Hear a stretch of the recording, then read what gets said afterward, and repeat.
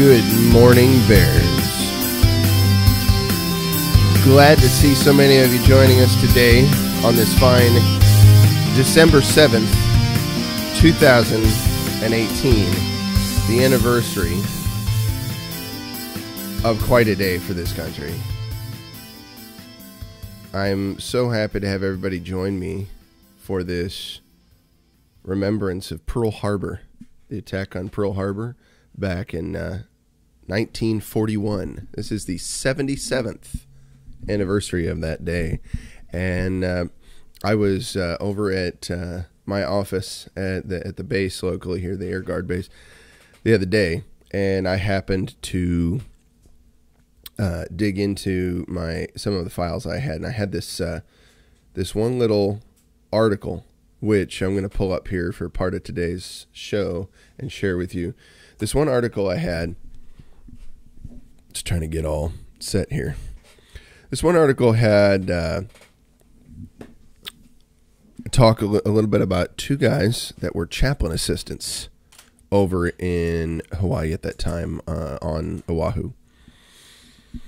So, kind of a neat thing, since that's my career field in the Air Force. Now, originally it was an Army thing. In fact, there was a general order released in 1909. In fact, it was in December. In fact, you know what? I didn't pull that up. I didn't think to. I'm going to pull that up real quick. Let me see. General order for chaplain assistants. It was from the War Department.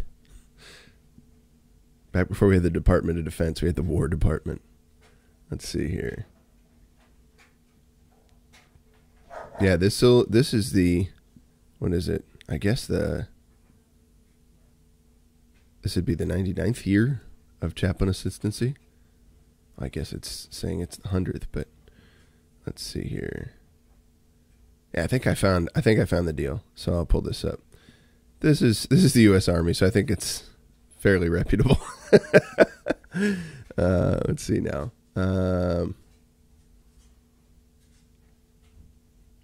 Okay, so little brief history here I can share with you on good old chaplain assistancy, and I'll pull it up right here. There we go. Yeah, I got it, guys. OBS, I gotta tell you, it's not always your friend. It doesn't want to do what you want it to do, but we're gonna make it do it anyway.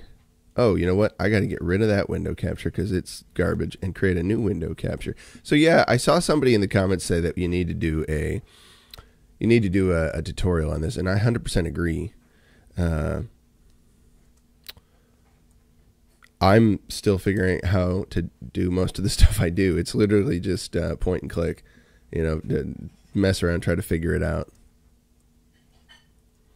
So that's what I'm doing now. I'm going to open up the window.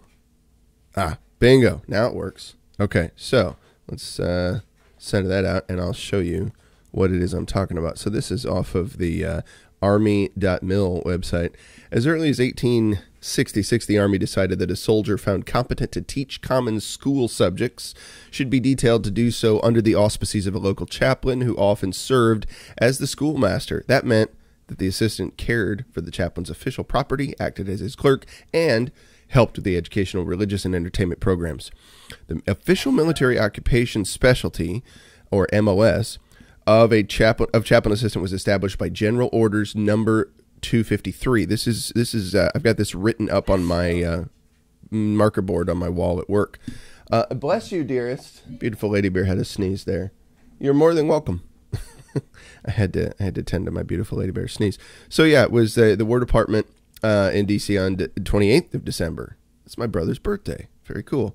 In 1909. So that's coming up. That's coming fairly soon.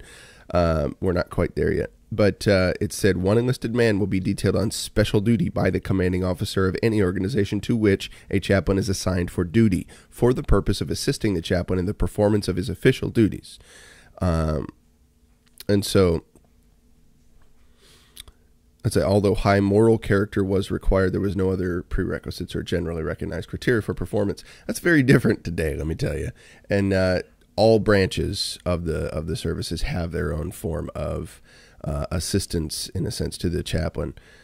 And it's very, very cool. It's a neat deal. I think in the Navy they call them RPs or religious programmers, and their purpose is to manage programs that deal with religious stuff, and it's ours too. We just don't have that name. Although one of these days we may switch to that. I don't know. You know, it's anything's possible. The military likes to do what it likes to do. So there you go. I needed a big coffee cup today. I should be one of these days investing in an ugly mug of some kind that's bigger, or a handsome mug that's much bigger, you know. So before we get going on this subject, there's a little bit of bear support that I want to attend to. So yesterday I mentioned a new YouTube channel that's been out just recently that you should go check out. BonnieAnn.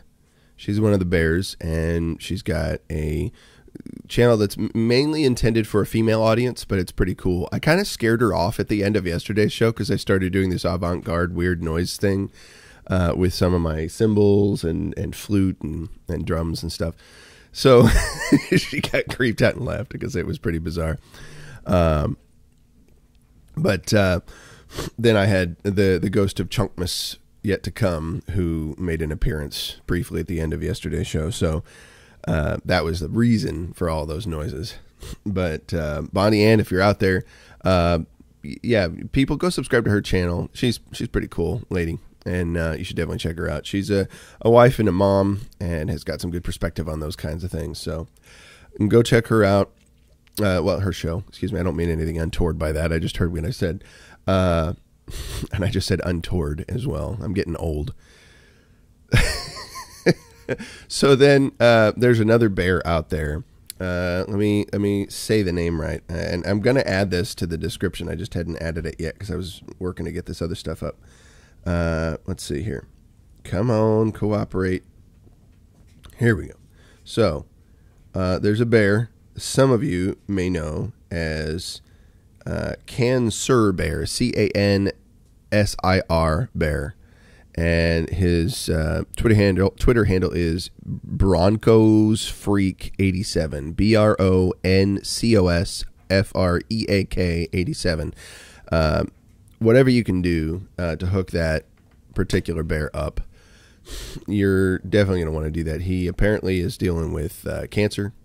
Sounds like it's going to be a terminal case, and we don't know how much time is left there, but whatever you can do to support, even just pray for, if you can, Cancer Bear's family. And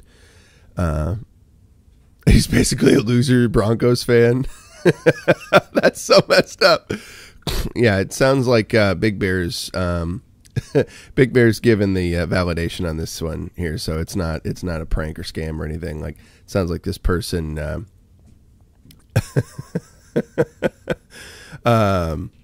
this person is legit, right? So yeah. No, you're fine, Kick. Yeah, don't worry about that. I'm sure that Cancer Bear would laugh. No, you're cool. It sounds like Cancer Bear's of the of the character that he would probably find that pretty amusing. But yeah, do what you can. There's a PayPal out there, and I'm gonna say it wrong, so I want to look and see what it say. Hang on a second. I'm gonna go to it. Oh, no, I want to see Cancer Bear's thing. There we go. Okay, so it's, let's see here. I'm opening it up. I'm on my phone doing this. It's faster. PayPal.me/the Fredericks Family. That's TheFredericksFamily.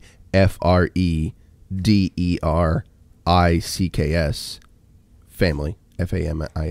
In case you can't spell that. So hang on, what's going on here? Oh, a non-modder in here. Are you just randomly are people just randomly like blocking him since I haven't modded him yet? Oh, you have someone that you can time out, so you're just gonna do it. Hang on. You want to feel the power? Oh, of course. Don't Horatio 763. Don't feel too bad if you got put in timeout. I just didn't get to mod you fast enough. So, no, if you're a bear and you're one of us, then you can be modded. If, however, I find out that you're a troll, that mod will go away. So now you know. But now you have the power as well. So welcome back. You're here. But yeah, if you can hook up, if you can find a way to hook up, I think I'm calling it a guy. It's a lady. It's Stacy Fredericks is the name on the PayPal. So if you want to check out Cancer Bears, I'm saying he and I meant she. My apologies. I think I knew that last night, but this morning even as well when I was saying that, but had forgotten for a second there.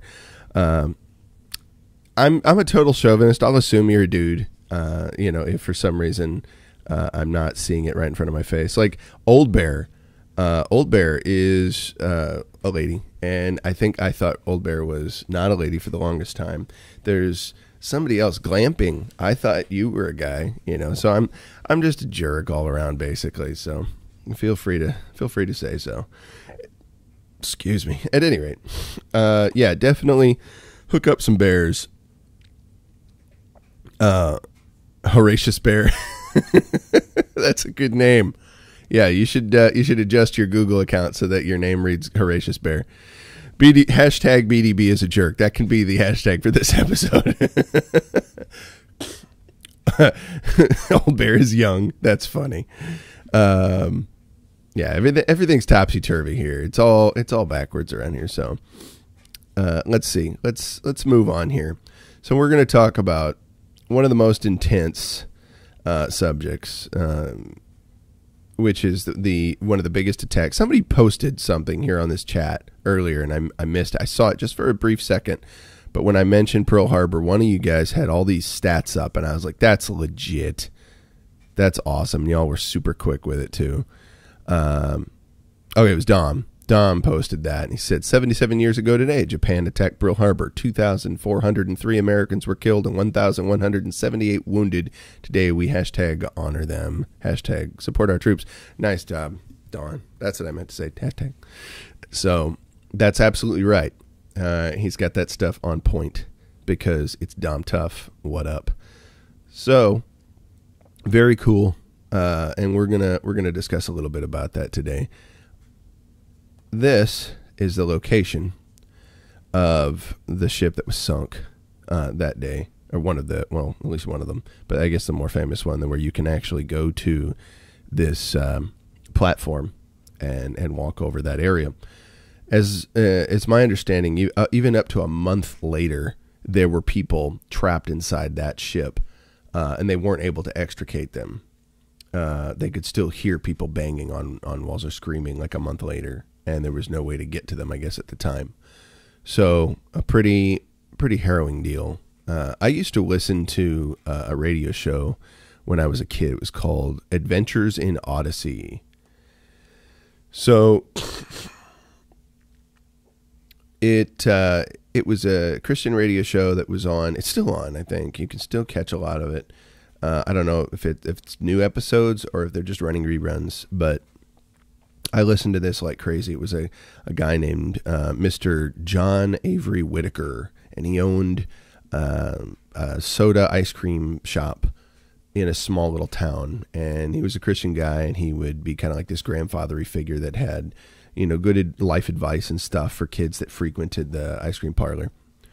And it was an interesting show. It got pretty intense. Some of the episodes, really talked about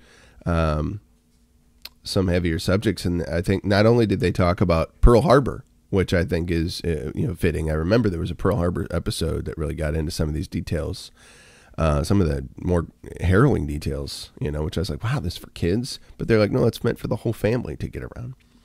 They also had an episode that I knew about. I remember very specifically because I think I still have it on audio cassette, and it was about a little girl named Karen. And she had developed bone marrow cancer out of the blue, and it was it was a story about Karen and her friend Donna, and Donna was having to deal with the possibility of losing her friend. You know, that was may have come down the pipe. So all the different emotions involved with that, both from the perspective of Karen and from Donna and from a lot of the other people.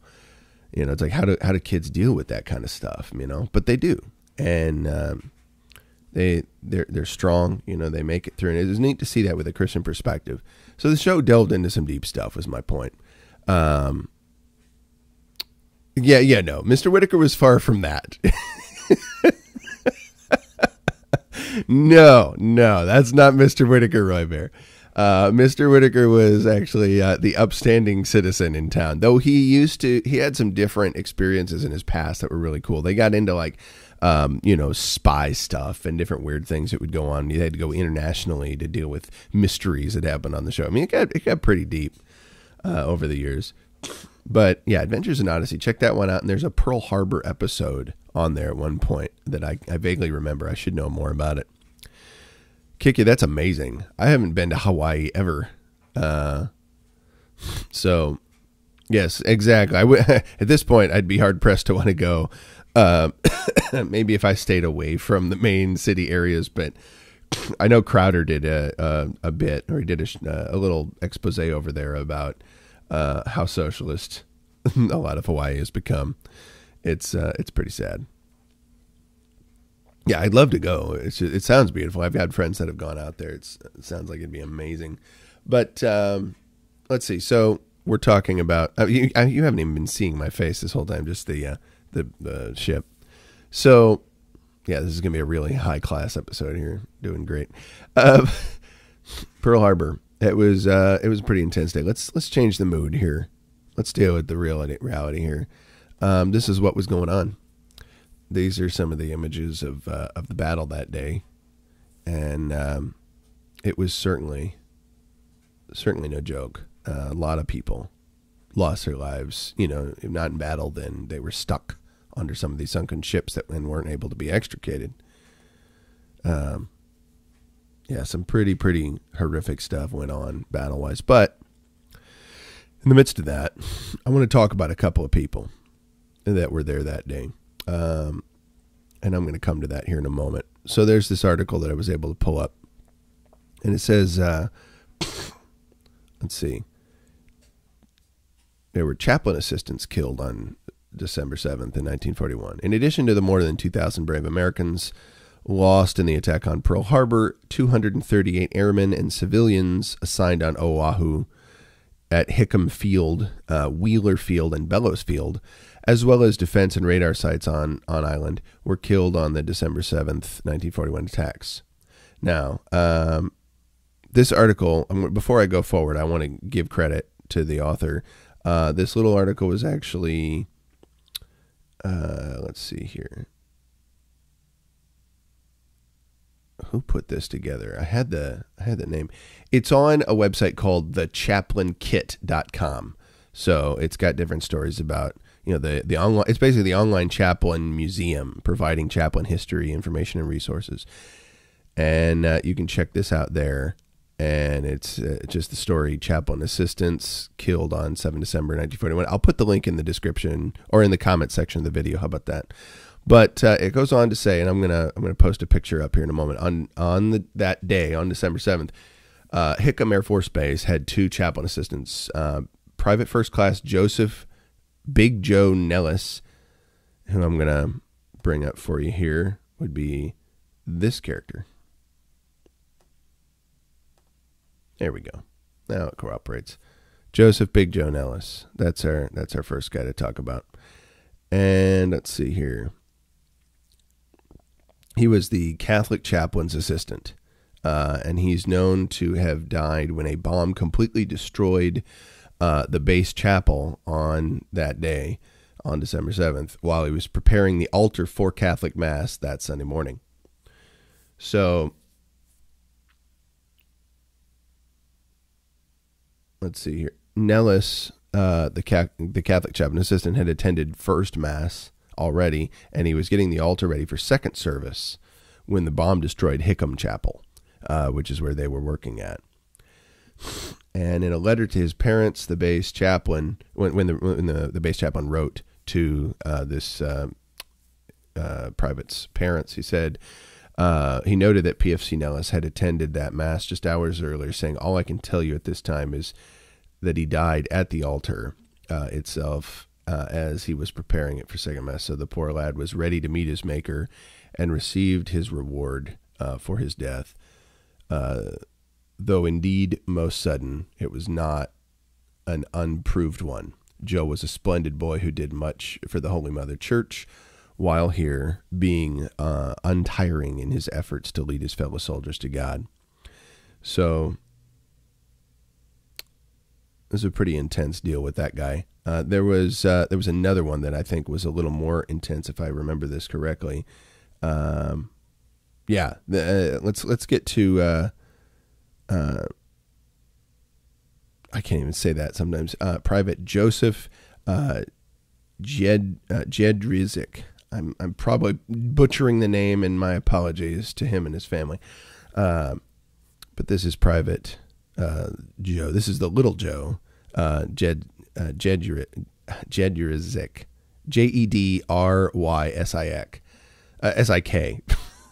That would help if I could spell. So Jedrysyk. Maybe that's correct. It sounds Eastern European. Let's see here. So the other guy was known as Big Joe a lot of the time. This guy was sometimes known as Little Joe. So Little Joe was the assistant for the Protestant chaplain, and he was leaving breakfast on his way to the base chapel when the bombing began. He manned a machine gun in an open field near the base flagpole, firing on Japanese planes for as long as he could until he was killed by a bomb. So let's see here, and what else does this article have to say? So both Big Joe and Little Joe were just doing their jobs, and then some, as they joined the 189 Army Air Force men, including 5 civilians, killed on Hickam Field that day. And I think I can bring in a picture of Hickam Chapel as well. This is it. I don't know if this was before or after the attack. It doesn't say. But let's see. Come on, OBS, cooperate. Here we go. That's what we want. This is where I have the article that I'm reading from. And this is a picture of Hickam Chapel. It says the old Hickam Chapel had originally been constructed on Luke Field, which was on Ford Island.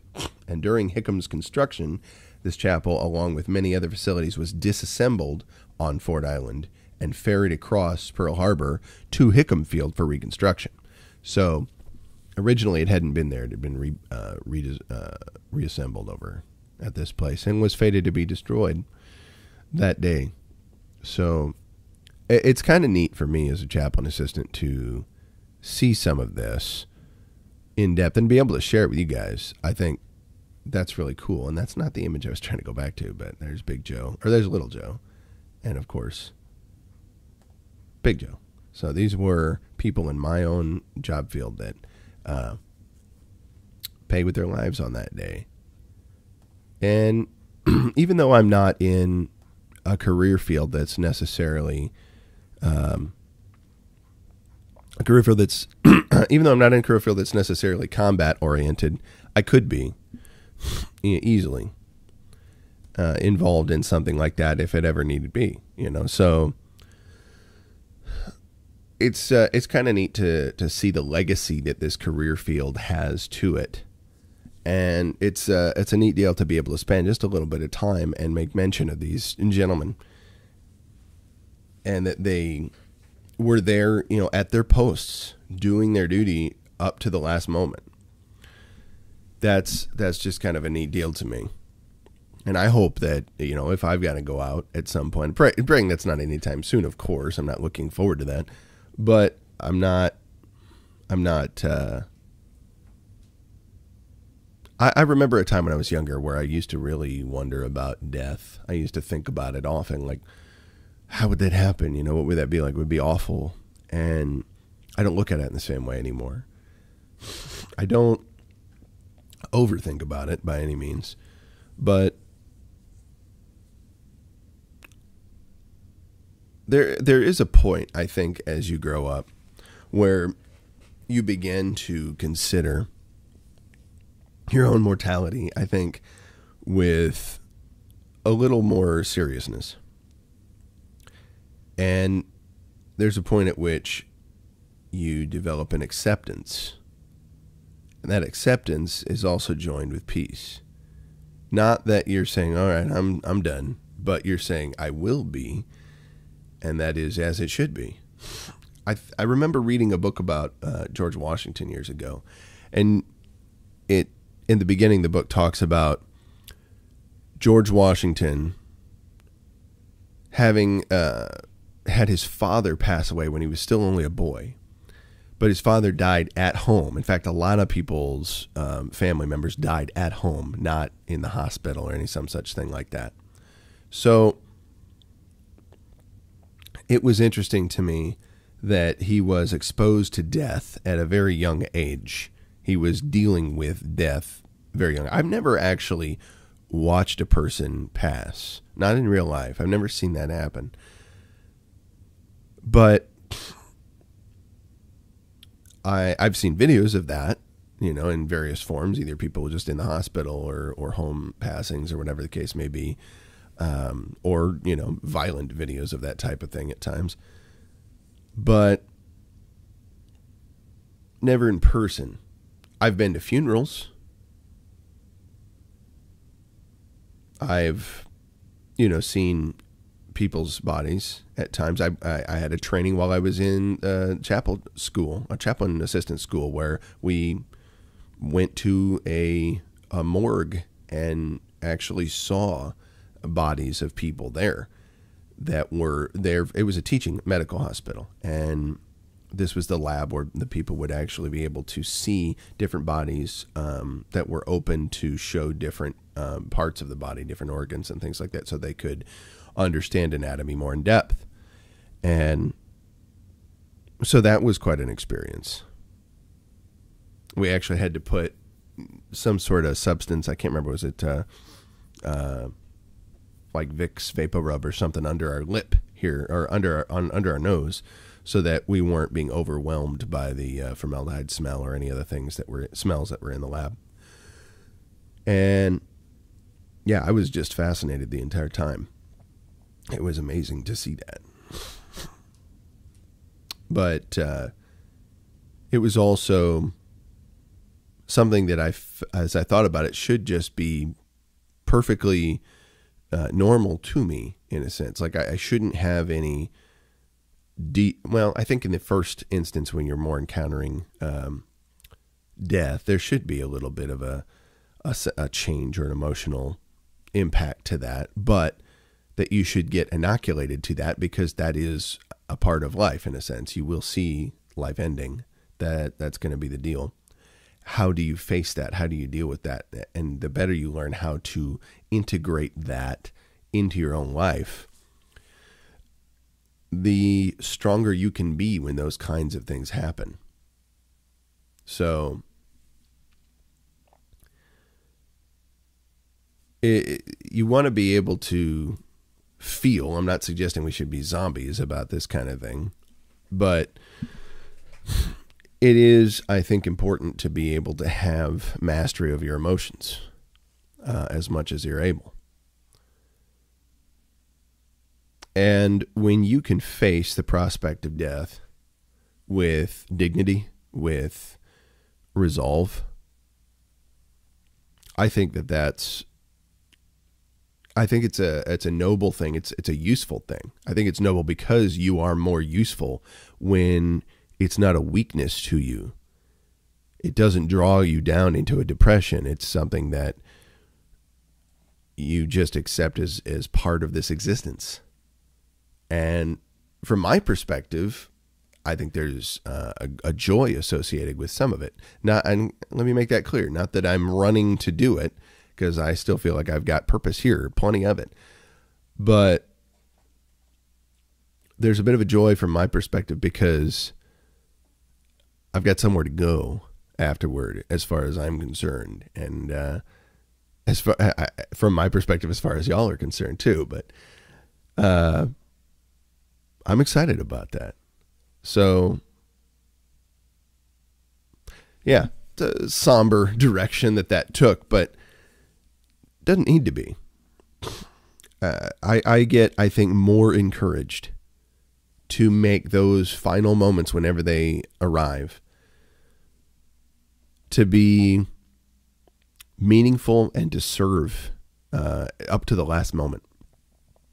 I want to be doing that. I'm not doing that yet. I'm not in that mode all the time yet. So I'm hoping that I'll be here long enough to develop that sense, to develop that mindset as deeply as I'm able, so that when I get to where I'm going, that I would be prepared to work as a servant. Because I figure I'm going to be doing that for eternity. That's my perspective. I'm going to be working, and it'll be good work. It'll be work that I'm excited to do. So I want to have a mindset that's commensurate with where I'll be headed. I want to be in that state of mind to be the best servant I can. Who's Shapiro'd? What? Clay Cook. Well, Clay, I think that's mildly inappropriate for my podcast. But if he does become president, then you could have some birch gold for all, and we could just use the promo code President Shapiro, and then it would be let's see, if he goes in 2020, then it'd be what number? I can't even think what number we're on right now. Let's see, Bush was 41, Clinton 42. Let's see here. Bush Jr. is 43, Obama 44. So what was it? Donald Trump's 45, right? Or am I wrong? Is Donald Trump 46? I'm totally off on the numbers.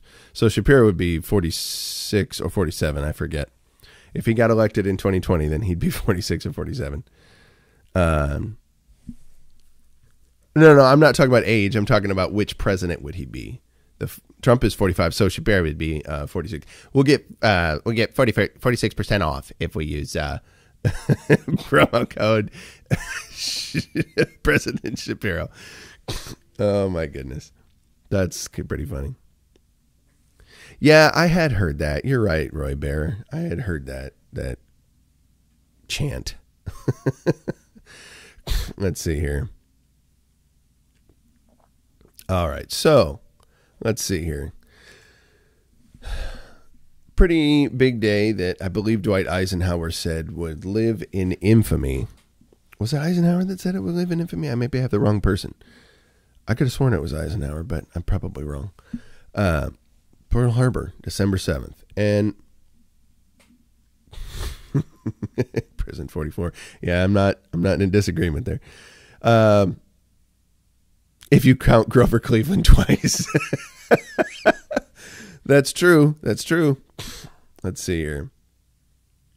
This stream would be lost without you. Guys, you're killing me. Oh my goodness. Yeah, it's there was a boss of mine in my previous job that brought attention to this a few years ago. It's like, hey, everybody know what today is? And I had no idea. And then it dawned on me, like, I should know, a day like this, I should have it in mind. Like, we all know September 11th. We see that one coming a mile away. But something like this, because it wasn't really part of our generation, we tend to forget.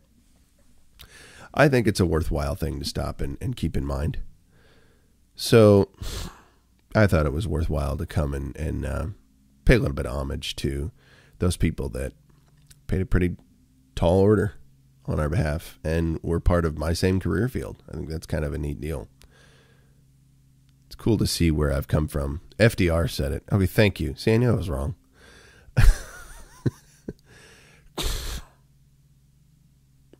Let's see here. So, I have more dogs to walk. Oh, and there's garbage to go out today. and I think I hear the garbage trucks. And I don't believe either my wife or I took the garbage can out. So, Bears, I'm going to run and try and do that. I think it's a good place to stop. But what I will say is, I'm very glad that we could spend the time together today. And I hope y'all have a good weekend. I'm going to be busy with my awesome kids. And I'm going to have some music to play this weekend as well. So I'm going to get rocking doing that stuff. And I will see all of you next week. But, oh, Inspector Bear just got here. BonnieAnn, absolutely. You guys can catch us at 7:30 to 7:50. Somewhere in there is where I try to start. Weekdays. So until next time, engage your mind, engage your body, and engage your heart. Seek to serve the ultimate purpose. Peace to you, Bears.